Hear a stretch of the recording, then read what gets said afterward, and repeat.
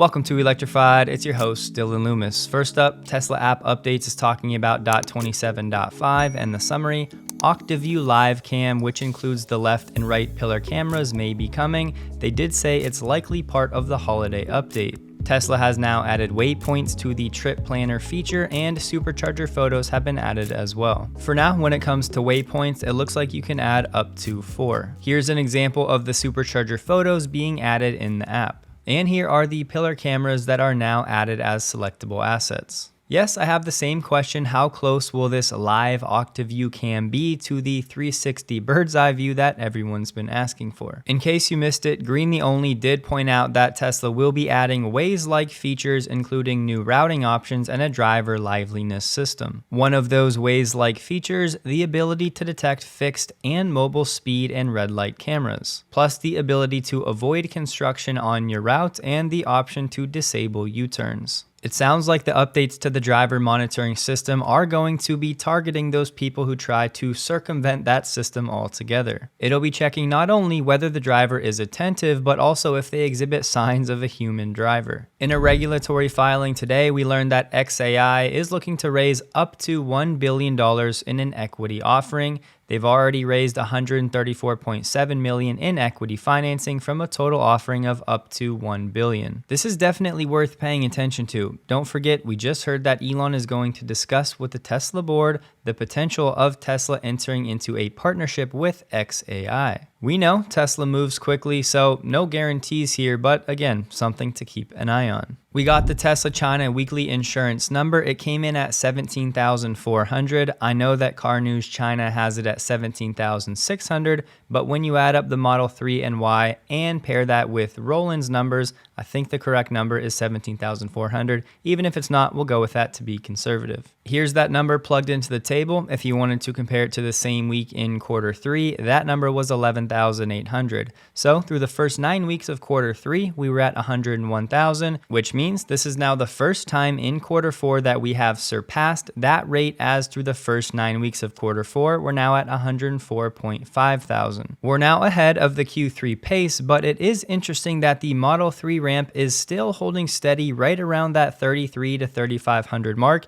It's been the Model Y growth where this number has been increasing. As we said though, all throughout the month of November, the month to watch when it comes to Model 3 Plus deliveries domestically in China is going to be December, so it's kicked off with a very strong reading. You may have already noticed by now, but this is the highest weekly number going back to July of this year. You have to go back to the first half of 2023 to find one week that was better, which was in March at 18.7 thousand, then one tied back in June. I believe the all-time high was back in September of 2021 at 23.1 thousand for the week. CarWow UK just announced some auto awards for 2024, and you guessed it, Tesla is on the list. The Outstanding EV Award goes to the new Model 3, and they said the previous Model 3 was still right up with the best EVs, but Tesla made it even better with a massive overhaul to address the weaknesses. It's now much more comfy over bumpy roads and more luxurious to drive, but still as efficient as ever, and of course, the supercharger network of public chargers is brilliant. Here's part of CarWow's in-depth Model 3 review. I'll have it linked below if you want to dive in. Their score was a 9 out of 10.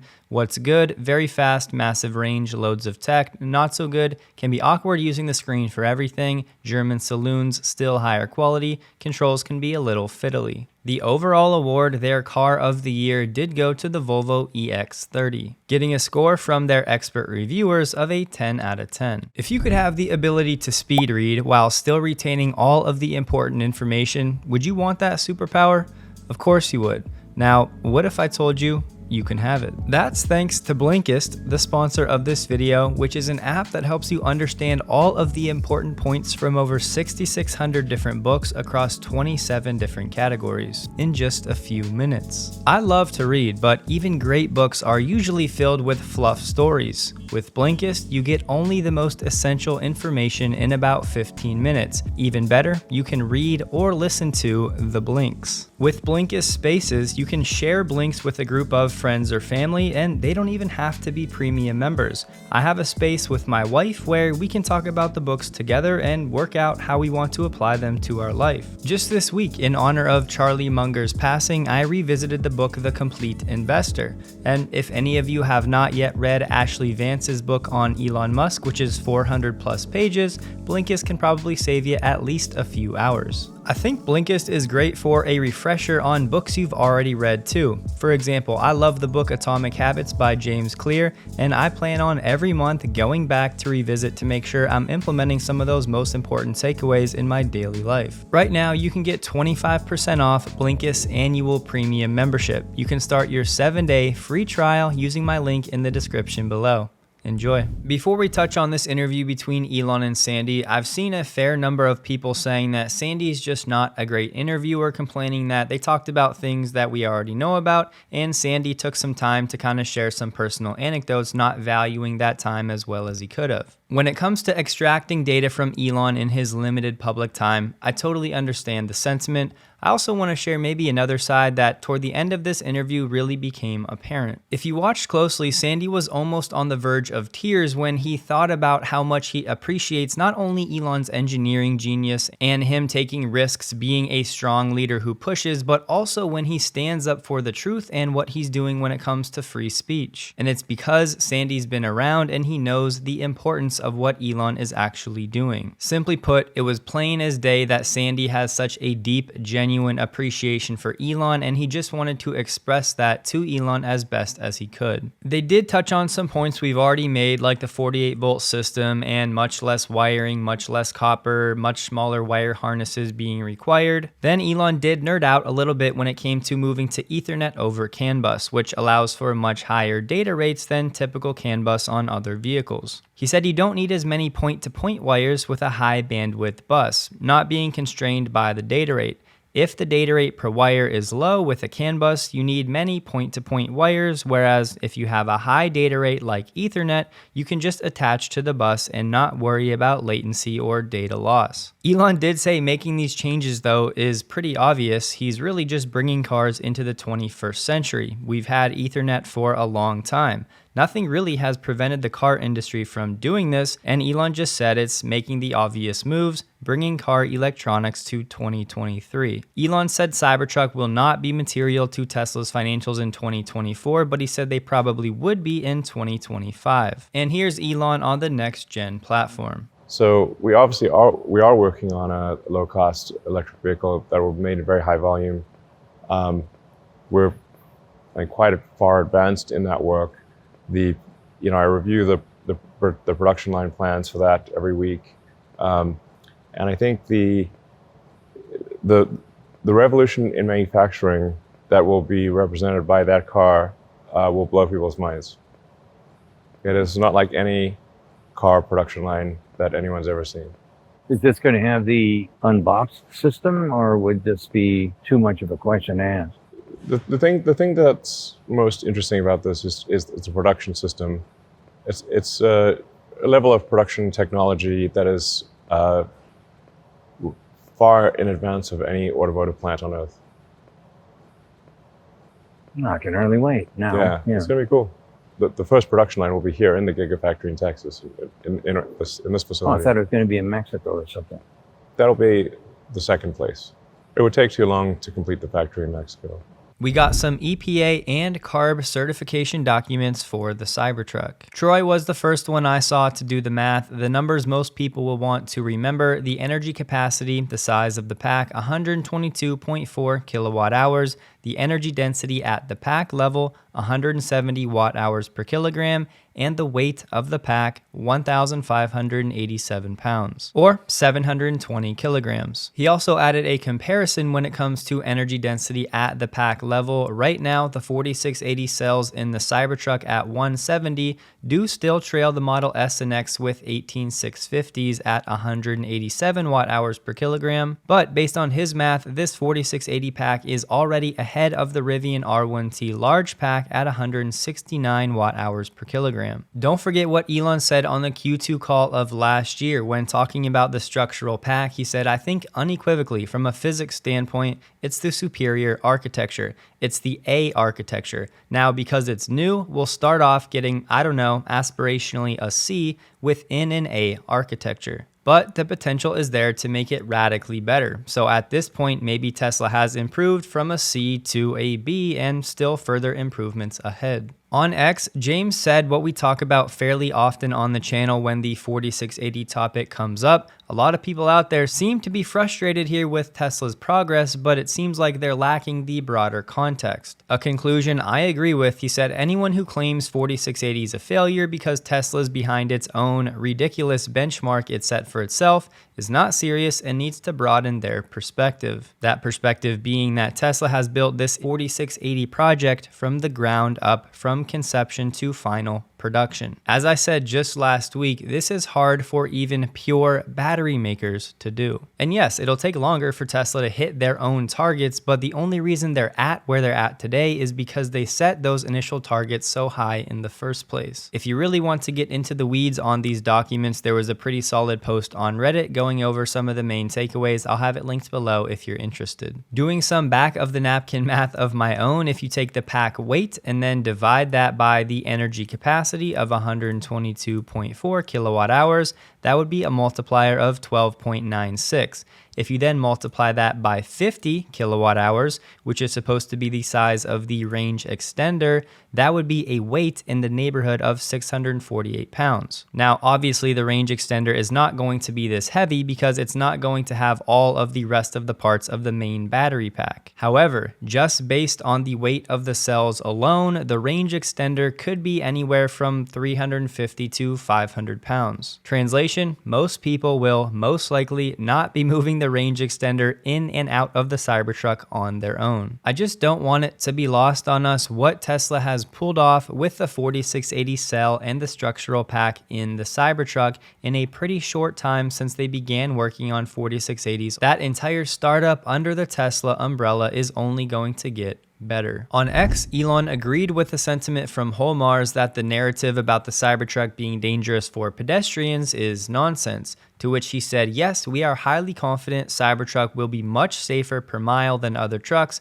both for occupants and pedestrians." Gene Munster shared some thoughts on the Cybertruck, and he asked, "Is the Cybertruck too structurally expensive to ever be profitable at a $50,000 price point?" To this, I would say, given that the entry-level Cybertruck starts around $61,000, and yes, it's not available yet, not until 2025, but when that's available, that would mean Tesla would only have to drive the price of that variant down roughly 19% to then offer it at a $50,000 price point. One thing I'm fairly confident in, Tesla's not going to price any vehicle at a place where they think they can never actually make money on the product. Now, yes, they're not going to right away at the early phase of the ramp, but once they hit volume production, that's when they'll be able to. My prediction here is this: at some point this decade, Tesla will sell a Cybertruck for $50,000 or less, and they will make a profit on it. Gene concluded by saying the Cybertruck is the latest evidence Tesla's tech lead is increasing. There's a new BESS project in Santa Barbara that was switched on last Friday that includes 44 Tesla Megapacks. A local supervisor said the battery backup would be available when SoCal Edison had to call a public safety power shutoff for wildfire safety,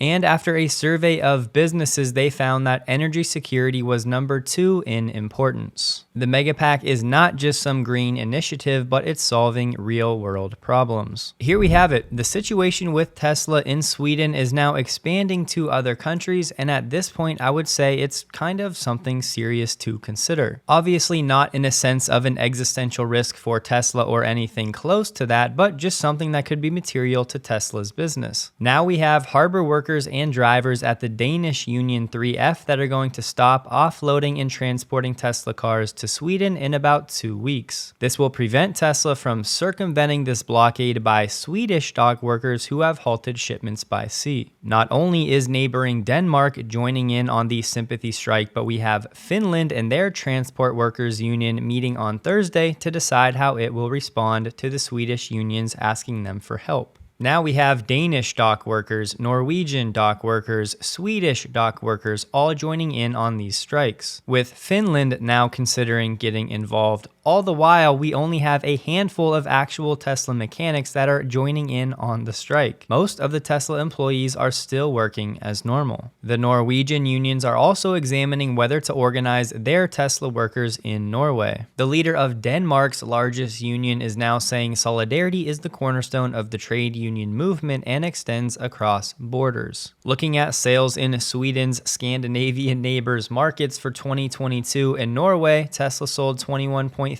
thousand vehicles, which was more than Sweden itself back in 2022, where they were at about 7,500 for the year. You may recall earlier this year talking about Tesla already selling more Model Ys in Denmark this year than any other car in the country's history. My point, if all of these Nordic countries end up joining in the sympathy strikes, that could be roughly around 100,000 units of volume that are involved in this situation per year. This year, out of Tesla's 1.8 million expected deliveries, that's about 5.5%. At this point, I still don't see either side capitulating here, so most likely Tesla is just going to keep circumventing these actions by these sympathy strikes. The question is, how long can they do that for before enough is enough? To top it all off, we have a Swedish source reporting that Tesla put out a press release saying they're actually going to expand in Sweden.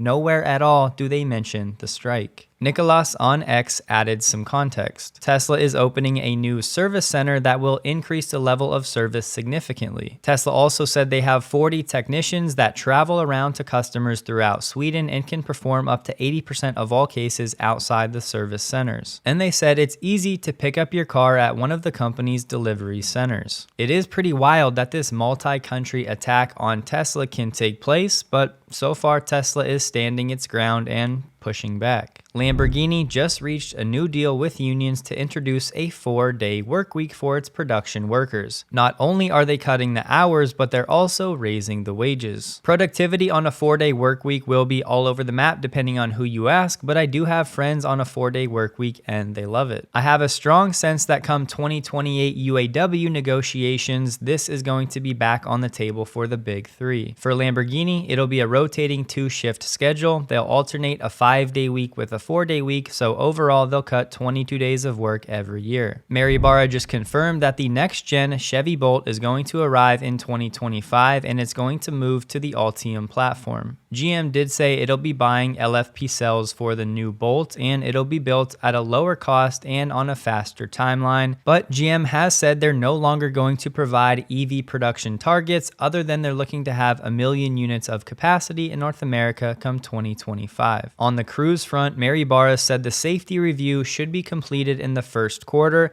I'm not going to rush either of them. We want to be thorough in what we do and informed because that will then dictate how we go forward from a resource perspective and more importantly from a technology perspective. It'll most likely be Q1 of next year when we learn that Cruise is going to operate as a shell of itself like I've been saying now for weeks. As far as we've heard, this new Chevy Bolt is supposed to be built in Kansas after a $391 million factory upgrade. As Alexandra highlighted, just as GM is doing that $10 billion share buyback, they're also raising $3 billion with a debt offering.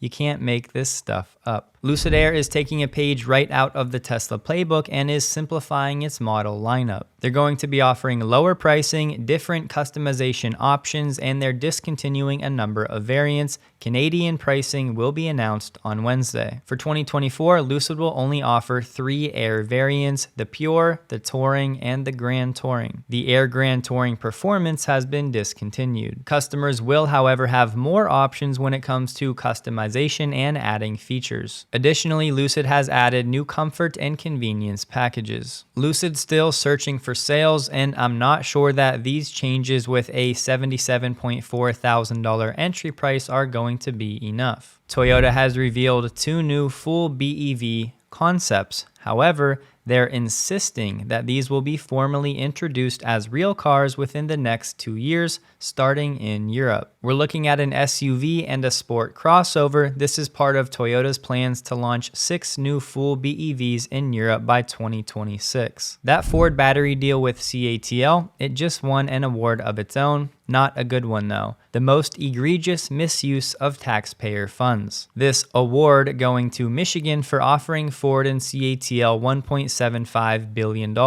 Other estimates have that number even higher, up to $2.2 billion.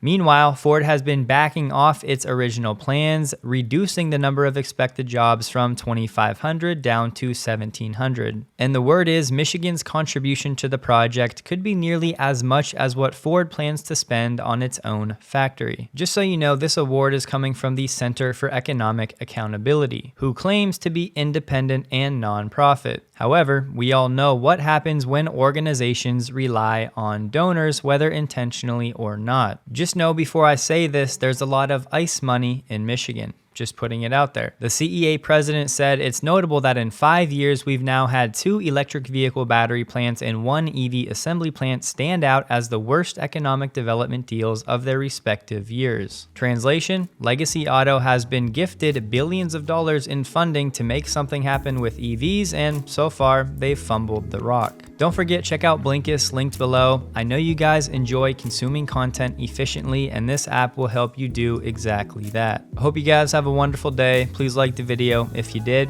You can find me on X, linked below, and a huge thank you to all of my Patreon supporters.